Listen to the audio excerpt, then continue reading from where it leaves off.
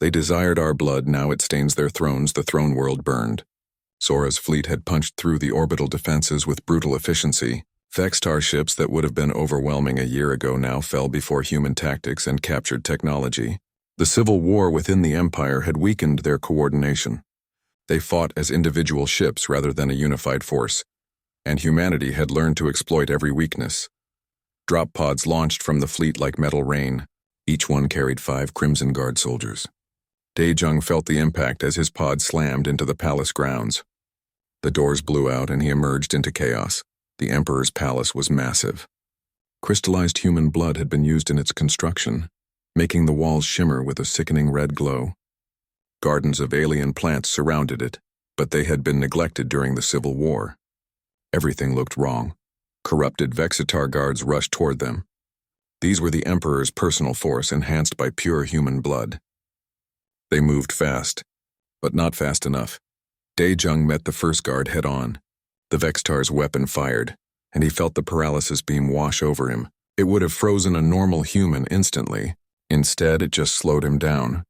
The nanites in his blood fought the effect, burning through it in seconds. His hand closed around the guard's throat. One squeeze. The enhanced bone structure in his hand crushed through Vextar armor like it was paper. Around him, the other Crimson Guard engaged. Hyunwoo moved with terrible grace, cutting through enemies with efficiency that would have been beautiful if it wasn't so deadly. Teo fought at his side, using a captured energy blade to carve through defensive positions. The battle was savage but short.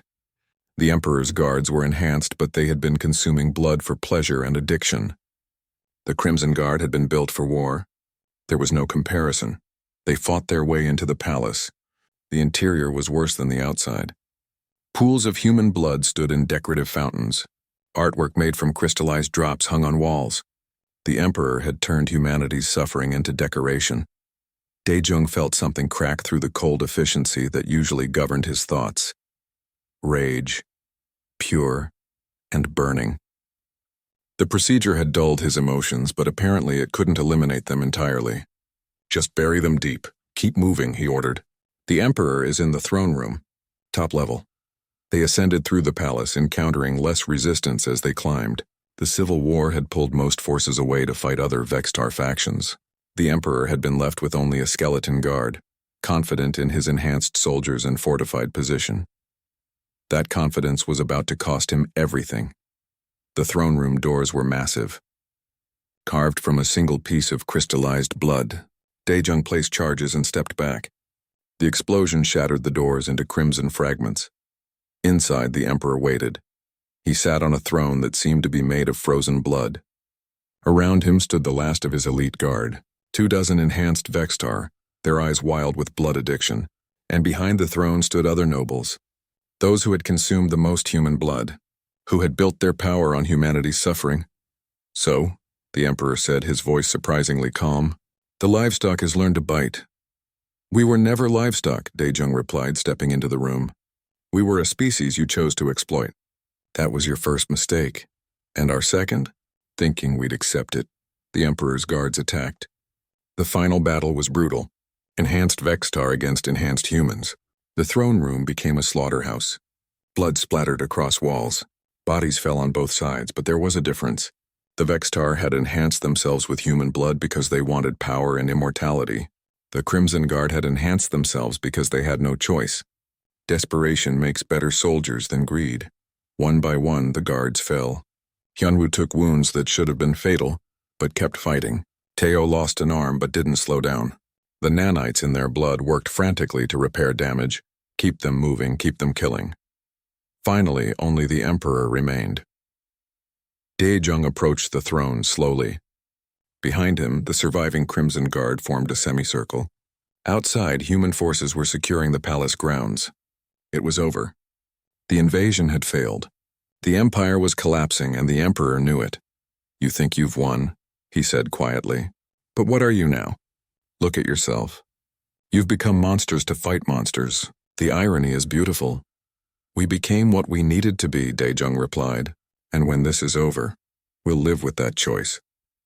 "Will you?" The Emperor leaned forward. "Or will you find that you can't turn off what you've become? That the power is too addictive to give up?" He gestured to the throne room, to the pools of blood, to the decorations made from human suffering. I was like you once, reasonable, controlled.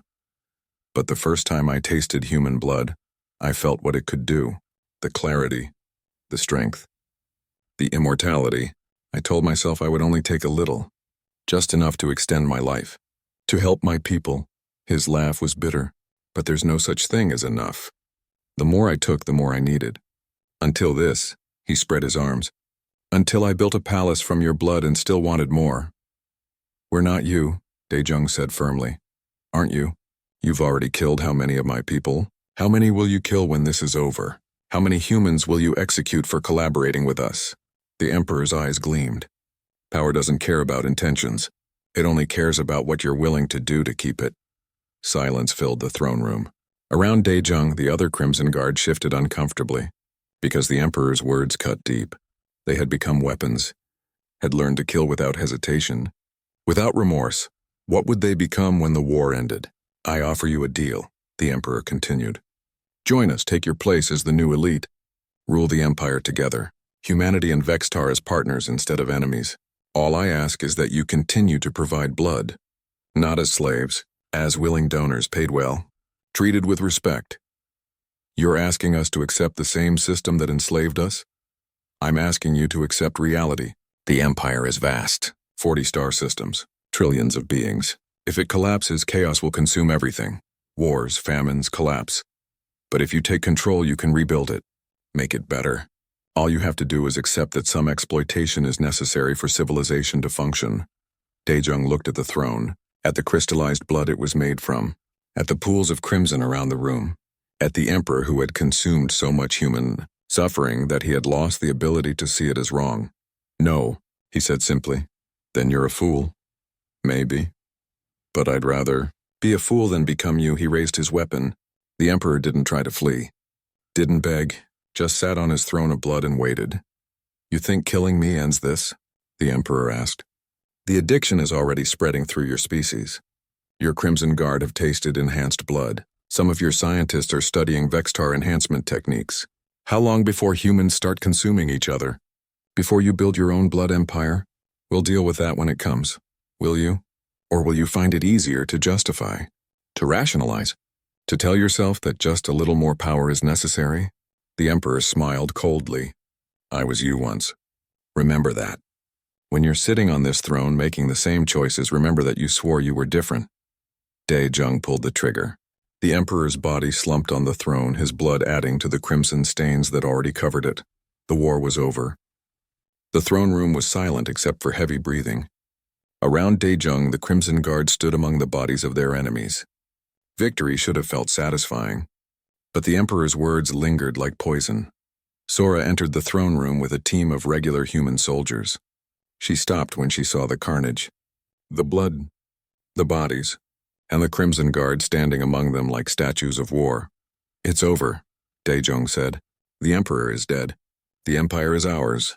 Then what now? Sora asked quietly. That was the question, wasn't it? They had won the war, defeated their oppressors, freed humanity from the harvesting centers, but in doing so they had transformed themselves, created weapons that couldn't be easily put away. Outside reports came in. The Vextar Empire was in complete collapse. Planets were surrendering. Fleets were standing down. In the span of a year, humanity had gone from victims to conquerors. But at what cost? Hana arrived hours later to find her brother still standing in the throne room. He hadn't moved, hadn't spoken, just stared at the Emperor's body slumped on the blood-stained throne. Daejung, she whispered. He looked at her and she saw something in his eyes. Not the cold efficiency of the Crimson Guard, something worse. Doubt. He asked me to sit on the throne, Daejung said quietly. To take his place, to continue the Empire under human rule. You said no, I did, but he was right about one thing. We're not the same people who were invaded. We've changed, and I don't know if we can change back. Hana took his hand. It was covered in blood. Vextar blood, human blood, blood that had built an empire and destroyed it. Then we figure it out, she said. Together. We survived being livestock. We'll survive being human again. Will we? She didn't have an answer. None of them did. They had won the war. But the real battle was just beginning. The battle to remain human after everything they had become. The throne sat empty, waiting, a reminder of what power could do. They desired our blood. Now it stains their thrones. The war had been raging for 8 months. Humanity was no longer hiding in tunnels and maintenance shafts. They were fighting back with a ferocity that shocked the galaxy. The Crimson Guard had grown to over 500 enhanced soldiers, and each one was worth 100 normal fighters, but the cost was becoming clear. Hyunwoo sat alone in a darkened room on the reclaimed Mars colony, staring at his hands. He had been a teacher before the invasion, had spent his days working with children, helping them learn and grow. Now those same hands could crush steel, could tear through Vextar armor like paper. He couldn't remember the last time he had smiled, couldn't remember the last time he had felt anything beyond the cold focus that drove the Crimson Guard. The procedure had given him power, but it had taken something essential in return. "You need to eat," a voice said. Sora stood in the doorway. She was a pilot, one of the few who had escaped with a human battlecruiser when the invasion began. She hadn't undergone the procedure, was still fully human, still capable of emotions that Hyunwoo could barely access anymore. "Not hungry," he said. "You're never hungry. None of you are. But you need to maintain your strength." She sat beside him, forcing him to meet her eyes. "What happened to you? To all of you? You're winning battles, but you're losing yourselves. We're doing what needs to be done." "At what cost?" "I watch you fight, Hyunwoo.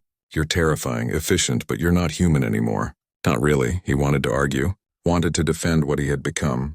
But deep down, beneath the cold efficiency, a small voice whispered that she was right. The Crimson Guard were weapons, and weapons didn't get to be human. Across the colony, in a command center that had been retaken from the Vextar, a different kind of weapon was being deployed. Yoonji stood before a tactical display, coordinating attacks across 3 star systems.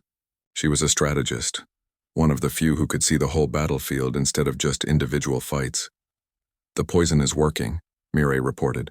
"We've confirmed deaths among Vextar nobles on 7 worlds. Their medical facilities are overwhelmed. They can't figure out what's killing them. How long until they trace it back to the blood supply?" "A few weeks. Maybe less." "They're not stupid," Yoonji nodded. "Then we accelerate the timeline. Hit them harder while they're confused." A figure entered the room. He was tall, with skin that shimmered like oil on water. Vextar. But his hands were raised in peace and he wore no weapons. "Don't shoot," he said quickly. "My name is Doyen. I'm a defector." Security surrounded him instantly, but Yoonji held up a hand. "Let him speak." Doyen approached the display carefully, aware that dozens of weapons were trained on him. "I was a researcher, one of the scientists who studied human blood in the early days. I argued against the invasion, against turning your species into livestock. I lost that argument. Why should we trust you?" Yoonji demanded. "Because I can give you the throne world, the Emperor's palace, every noble who gorged themselves on human blood while your people suffered. I know the defenses, the schedules, the weaknesses." He looked around at the hostile faces. "I can't undo what my people did, but I can help you end it." Kyung arrived from Earth the next day to verify Doyen's information. She had spent months building an intelligence network, learning Vextar systems and protocols. "If anyone could spot a trap, it was her. He's telling the truth," she confirmed after hours of interrogation. "Everything he's told us matches our intelligence. The throne world is real, and it's vulnerable. Why now?" Teo asked. "Why defect after all this time?" Doyen's expression was pained. "Because I've seen what the blood addiction does, not just to humans, but to my own people. The nobles have become monsters. They consume more and more, needing larger doses to maintain their enhancement. Some are harvesting humans directly now, draining them dry in hours instead of doing it slowly. It's not about survival anymore. It's about the high." He pulled up images on the display. Vextar nobles who looked more like corpses than living beings, their eyes wild, their skin stretched tight over bones. Addiction had consumed them. "The Emperor is the worst," Doyen continued.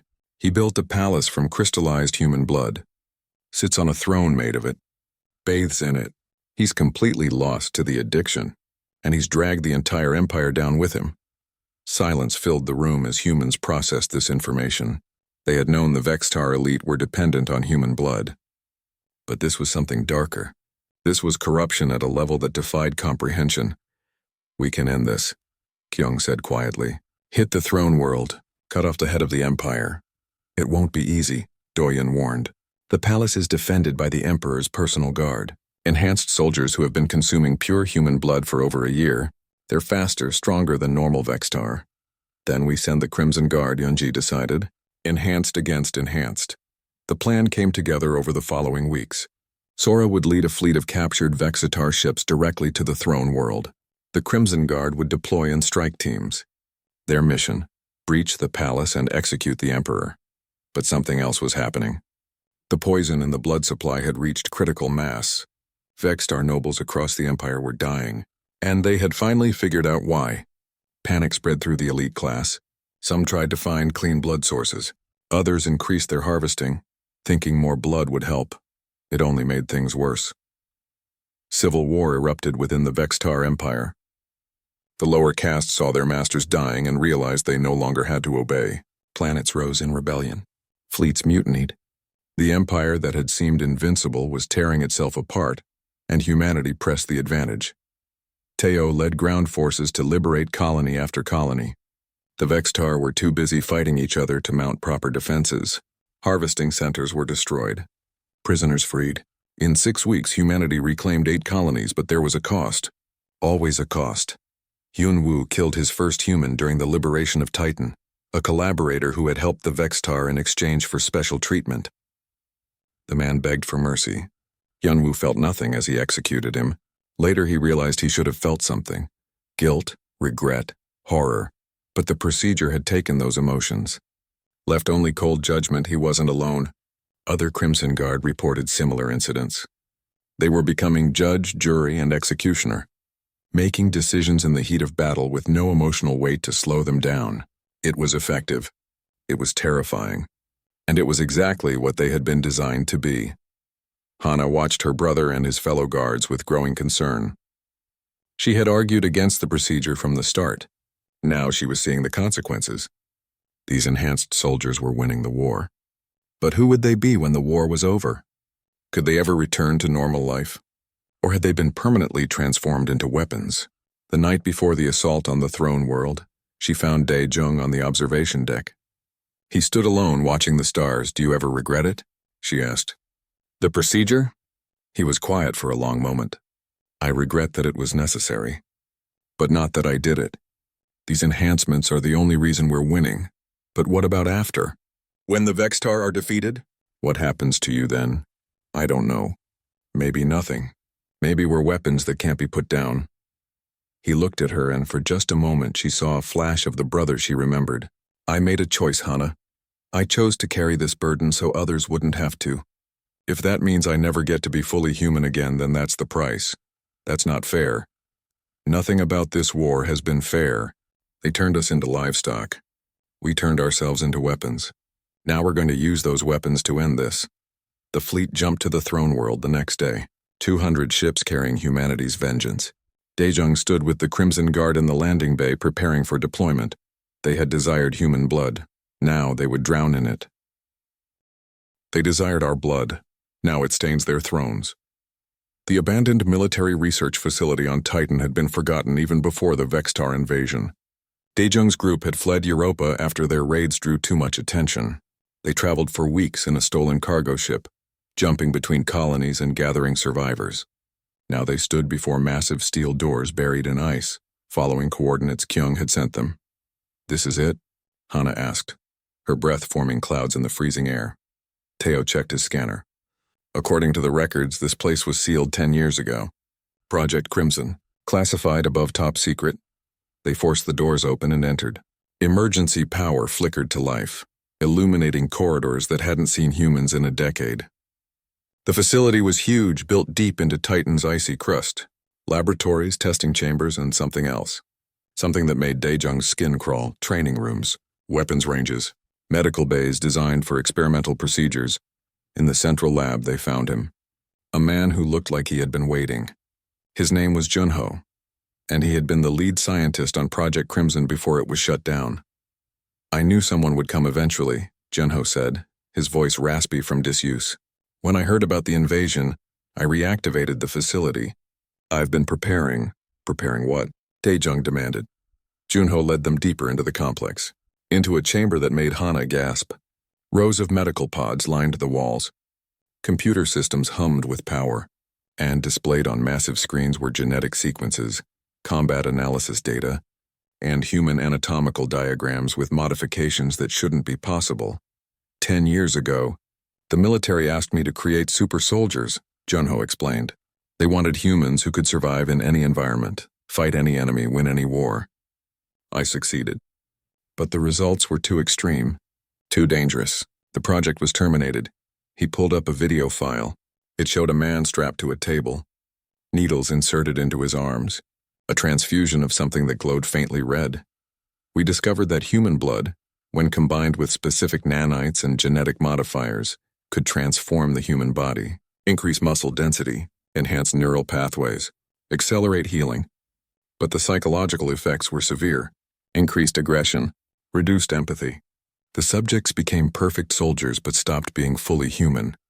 The video showed the man breaking free of his restraints, moving with impossible speed, tearing through a steel door with his bare hands before security finally subdued him. So you buried it? Teo said.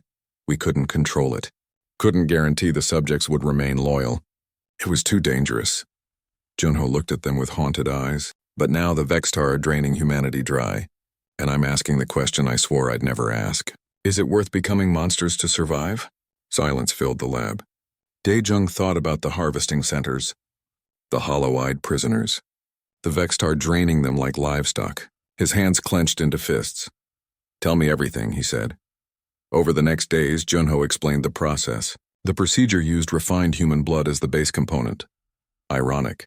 The same substance the Vextar craved would be used to create their worst nightmare. The nanites would rebuild the subject at a cellular level, increase bone density, enhance muscle fiber, accelerate neural processing. But there was a cost. Always a cost. The subjects will be stronger, faster, nearly impossible to kill, Junho said. But they'll also be changed. Their emotions will be dulled. Their capacity for violence increased. They'll be warriors, but they may lose part of what makes them human. Hana listened to all of this with growing horror. This is wrong. We can't do this, can't we? Teo challenged. The Vextar have ships' weapons technology beyond ours. We've been fighting with pipes and improvised explosives. How many more people have to die before we accept that we need an edge? Not this edge. Not at the cost of our humanity. Our humanity? Teo's voice rose. What humanity is left? We're being farmed like animals. Our people are dying in harvesting centers. At some point, sister, survival becomes more important than principles. The argument continued for hours, but in the end the decision came down to volunteers. Yunyo activated the facility's communication system and sent out a coded message to all resistance cells. An offer. Power in exchange for transformation. The volunteers came. 50 men and women who had lost everything to the Vextar, who had watched loved ones drained dry, who had nothing left but rage and the desire for revenge. Daejung was among them. You don't have to do this, Hana pleaded with her brother. Let others carry this burden. I can't ask them to become something I'm not willing to become myself, he replied. If we're creating monsters, I need to be one of them. To understand what we're unleashing, the procedure took 3 days. Daejung lay in the medical pod as machines pumped the modified blood through his system. Pain. Unbelievable pain as his body was rebuilt at a molecular level. His bones hardened, his muscles restructured, his nervous system rewired itself. He could feel himself changing, not just physically. His thoughts became sharper but also colder. Emotions that had driven him, fear, compassion, love, felt distant now, muted behind a wall of iron will. When he emerged, he was different, taller. His eyes had taken on a faint red tint. When he looked in the mirror, he saw a weapon staring back. The others underwent the same transformation. 50 humans became something more, and less. They moved with predatory grace, spoke with calm efficiency. When they looked at each other, something primal passed between them. Recognition, pack instinct. Junho called them the Crimson Guard. Hana couldn't bear to look at her brother. The man who emerged from that pod had Daejung's face, but something essential was missing. The warmth in his eyes, the quick smile. all of it buried under layers of cold determination. Meanwhile, in her own lab, a woman named Mireille was working on a different solution. She was a bioengineer who had been captured on Europa but escaped during Taio's raids. While Junho created super soldiers, Mireille was creating poison. She had access to the Vextar research data, knew exactly how human blood affected them, and she realized something crucial. The transformation the Vextar underwent made them dependent. Their bodies had adapted to process human blood. Now it was essential to their survival. But adaptation cuts both ways. Mireille developed a compound that could be introduced into human blood, undetectable to Vextar scanners, harmless to humans. But when consumed by the Vextar, it would attack their modified biology, turn their own enhancement against them. She called it the Crimson Poison.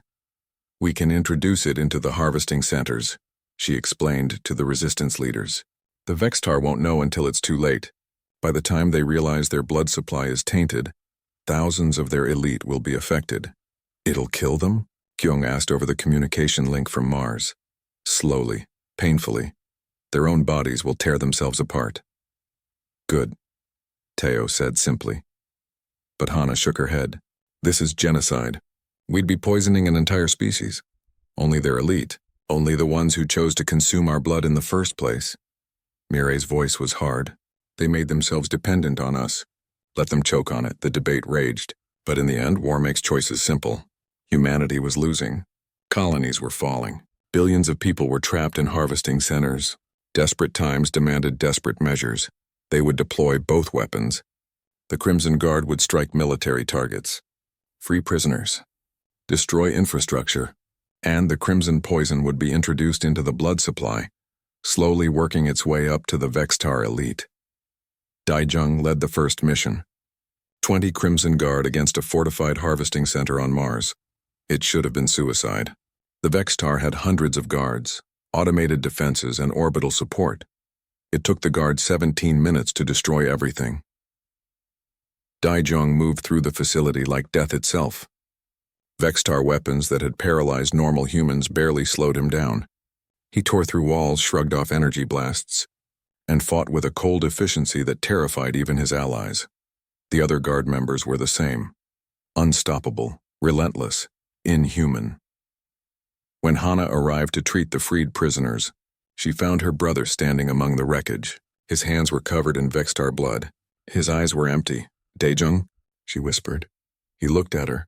For a moment something flickered in those red-tinged eyes. Recognition, maybe regret. The Vextar wanted to make us into resources, he said quietly. Instead, they made us into weapons. And weapons don't forgive. Across human space, the war changed. The Crimson Guard became humanity's blade. The Crimson Poison became humanity's revenge. And slowly, painfully, the Vextar began to understand. They had desired human blood. Now it was destroying them. They desired our blood. Now it stains their thrones. 3 months had passed since the Vextar revealed their true intentions. Daijung and his crew had survived in their hidden compartment for 2 days before finally escaping, when the ship was left unguarded. They had made their way through Europa's maintenance tunnels, gathering survivors along the way. Now they lived in the forgotten spaces between the colony structures. 23 humans hiding in the walls while thousands more were processed above them. Hana had set up a medical station in an old storage room. She worked by dim emergency lighting, treating injuries and illnesses with stolen supplies. Every few days someone new would find their way to them, always with the same haunted look in their eyes. They take us twice a week, a woman named Yuna told them. She was young, maybe 17, and had been a student before the invasion. They line us up in the harvesting center. Dozens of machines. They hook us up and drain exactly half a liter. They say it's safe, that we'll recover. But people are getting weaker. Daejung watched as Hana examined the needle marks on Yuna's arms. There were already 6 sets of puncture wounds. In just 3 months. They're taking too much too fast, Hana said quietly. The human body can recover from blood donation, but not this frequently. Not with the poor nutrition they're providing. They don't care, Yuna said flatly. We're just containers to them. A commotion at the entrance made everyone freeze. Daejung grabbed a pipe, the only weapon they had. But it was one of their scouts returning. With him was a stranger. A man with military bearing and calculating eyes. Found him in Section 7, the scout said. Says he's looking for you, Captain. The stranger stepped forward. My name is Teo. Former military. I've been organizing resistance cells across the colony. We have maybe 200 fighters. But we need leadership. We need coordination. Resistance? Daejung lowered the pipe. Against the Vextar? They have ships, weapons, technology we can't match. They also have a weakness. They need us alive. Every weapon they use is designed to disable, not kill. That gives us an advantage. Teo pulled out a crude map drawn on salvaged paper. I've identified 3 harvesting centers on Europa. If we hit them simultaneously, we can free maybe 1,000 people. And then what? They'll just recapture everyone. Not if we destroy the facilities. Not if we make it too expensive to keep harvesting here. Force them to write off this colony as a loss. It was desperate, possibly suicidal. But Daejung saw the fire in Teo's eyes. The same fire that was building in his own chest. 3 months of hiding like rats while his people were drained dry. I'm in, he said. The plan came together over the next 2 weeks. Teo's fighters scavenged tools and turned them into weapons. Hana prepared medical supplies for the inevitable casualties. Yuna volunteered to be their inside contact, using her regular harvesting appointments to scout the facilities. On Mars, Kyung was organizing something bigger. Messages came through in coded bursts, hidden in commercial transmissions the Vextar hadn't bothered to block. Resistance cells on every colony. Thousands of humans refusing to accept their fate. Kyung was trying to coordinate them into something resembling an organized force. But it was on Europa that humanity would strike first. The night of the raid, Daejung led a team of 15 fighters toward Harvesting Center 3. They moved through maintenance tunnels, avoiding Vextar patrols. Above them, they could hear the hum of machinery. The facility never slept. There was always more blood to collect. They emerged inside a storage area. Through the walls, they could hear the sounds of the harvesting floor. Hundreds of humans strapped to tables while machines drew their blood into sterile containers. Vextar technicians monitored the process, adjusting flow rates and checking vital signs. Remember, Teo whispered, save the people first. Destroy the equipment second. Try not to kill unless necessary. Why not? One fighter asked. They're draining us dry. Because we're not them, Daejung said firmly. We don't become monsters to fight monsters. They burst through the door with the element of surprise. The Vextar technicians barely had time to react before humans were on them, ripping out tubes and freeing prisoners. Alarms blared. Emergency lights flashed red. Daejung ran down the rows of harvesting tables, disconnecting people as fast as he could. Some could walk. Others had to be carried. All of them had that same dead look in their eyes, like they had given up on hope. Run, he shouted. Get out! We'll hold them off. Vextar security arrived quickly. Their weapons hummed and fired, sending waves of paralysis energy through the air. Daejung felt one shot graze his shoulder and his arm went numb. But he kept moving, kept freeing people.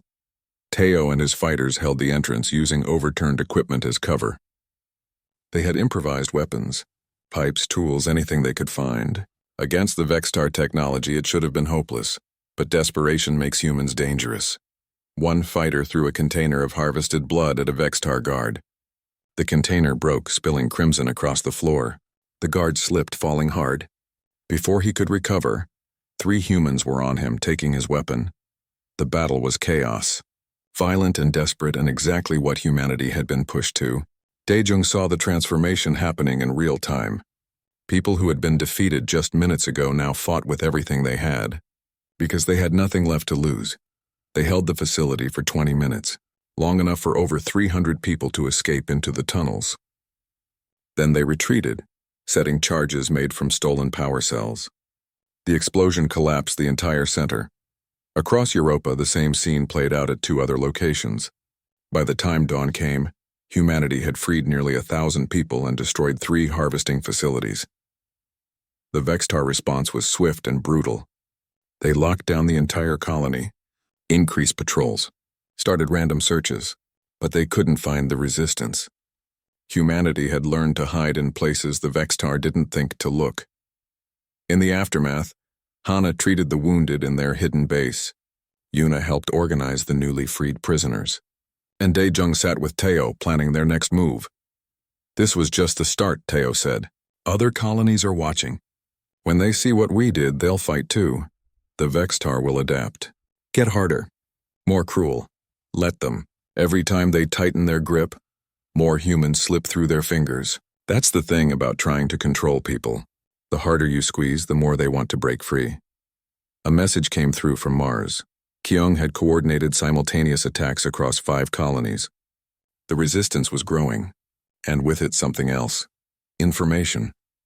One of Kyung's teams had captured a Vextar data core. Inside were the truth, and scientific reports, research data. The real reason the Vextar wanted human blood.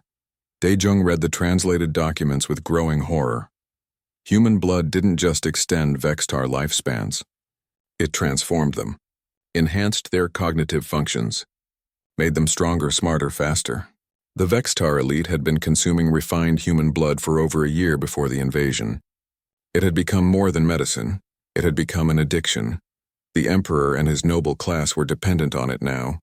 Without a constant supply, they would deteriorate, eventually die. They hadn't invaded human space out of cruelty. They had done it out of desperation. They need us, Hana whispered, reading over his shoulder. They're the ones who are trapped. Daejung looked around at the survivors crowded into their hidden base. At the needle marks on their arms, at the hollow looks in their eyes. The Vextar had made them into livestock, had reduced humanity to a resource, but resources could become weapons and weapons could win wars. He just had to figure out how. They desired our blood. Now it stains their thrones. The stars looked different tonight. Daejung stood at the viewport of his cargo ship, watching Earth fade into a blue marble behind them. He had made this run between colonies 100 times, but something felt wrong. His sister Hana joined him, her medical coat still stained from organizing the cargo hold. Another shipment of blood samples, she said quietly. This is the 5th one this month, Daejung nodded. The Vextar had arrived 6 months ago with promises of friendship and trade. They were tall beings, their skin shimmering like oil on water with eyes that seemed too large for their narrow faces. They spoke perfect English and brought gifts of technology that seemed like magic.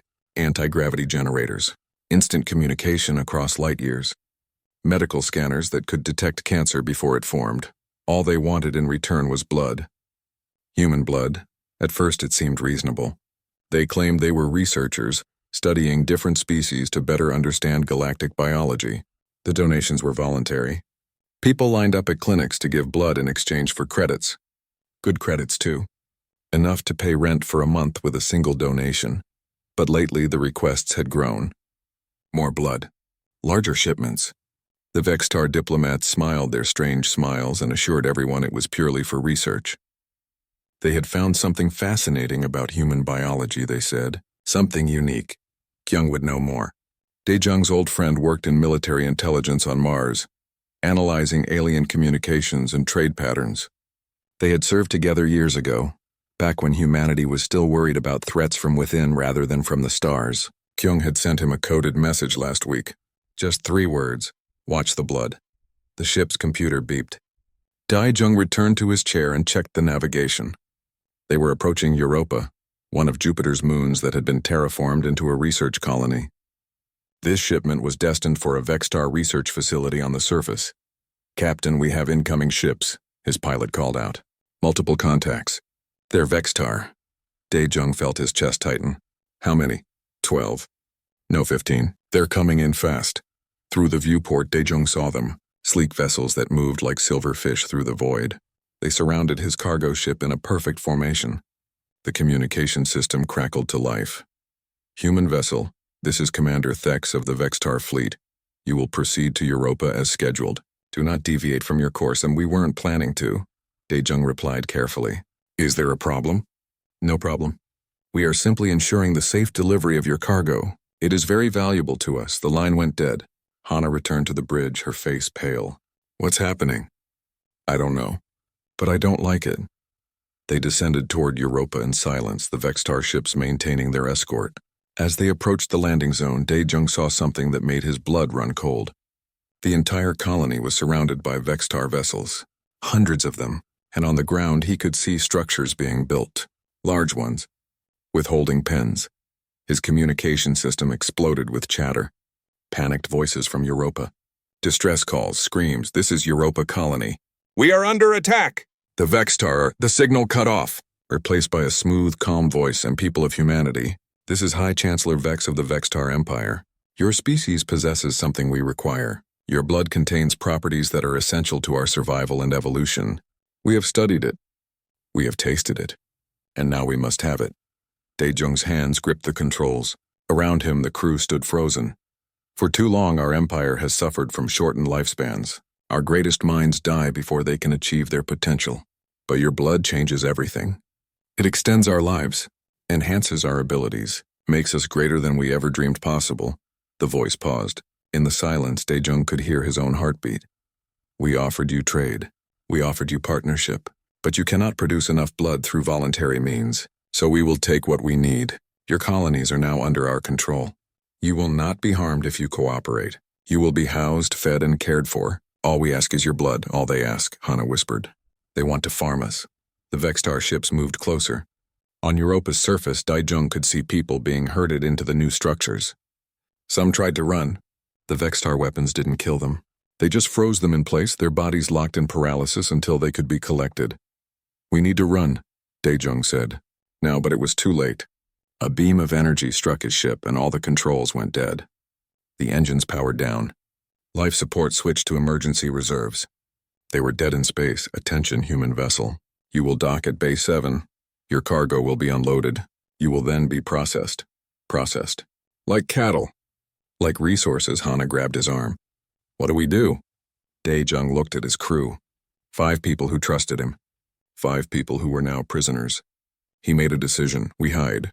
The cargo hold has shielded sections for biological materials. If we can get there before they board us, maybe we can—" "Attention. We are boarding now." The ship shuddered. Magnetic clamps locked onto the hull. Daejung heard the airlock cycling. He grabbed Hana's hand and ran. They made it to the cargo hold just as the Vextar entered the ship. Daejung pulled open the emergency panel and ushered his crew into the shielded compartment. It was designed to protect sensitive biological samples from radiation. Maybe it would hide them from Vextar scanners too. They huddled in the darkness, barely breathing. Through the thin walls, they could hear the Vextar moving through the ship. Their voices were different now, excited, hungry. So much blood, enough for the entire noble class. The Emperor will be pleased. With this colony alone, we can supply the palace for years. And there are 11 more colonies. Billions of humans. We will never run out. Laughter, cold and cruel. Daejung held Hana close as tears ran down her face. Around them, his crew sat in stunned silence. Everything had changed in minutes. Humanity had welcomed the Vextar as friends, had trusted them, had given them blood freely, and now they would take it all.